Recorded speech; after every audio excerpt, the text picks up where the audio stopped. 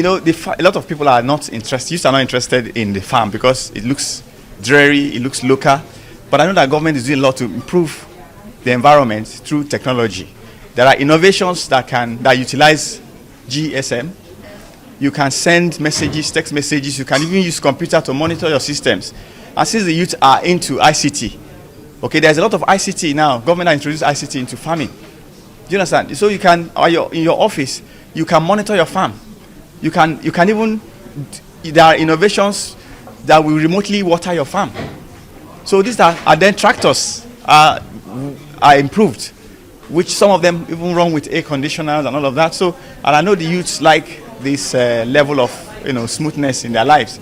So if they pay attention to what government is doing, then I know that they will begin to heed to the call that the federal government is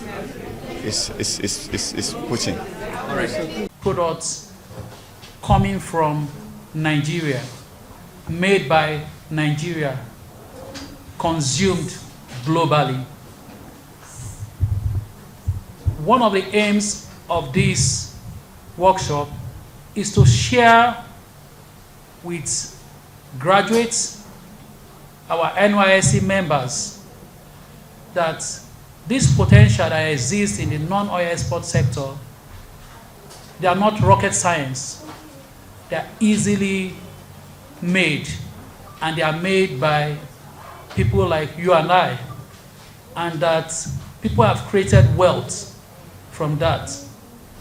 We know the challenge of employment in Nigeria, and we're beginning to see that the non-oil export sector is going to bridge that gap and ensure that they get sustenance, livelihood, economic empowerment, and achieve their dreams through the products that they can create from the various sectors in non-oil export.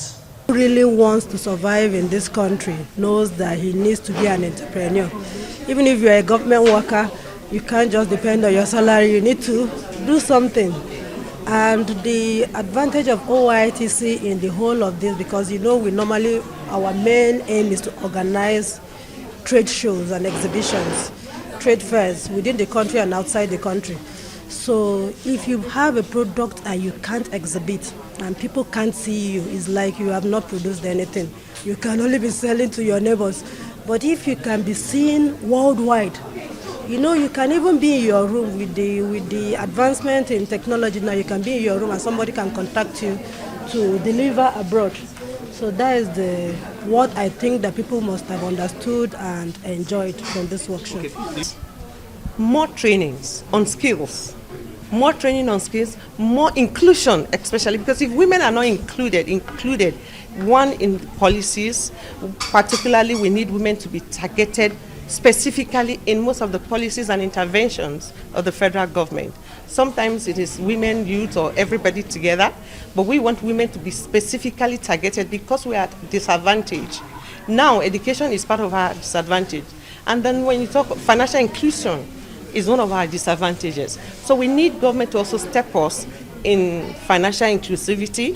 Yes, a lot of banks are now, commercial banks are trying. We have the Development Bank of, I think DBN, Development Bank of Nigeria, also rolling out some incentives through some commercial banks.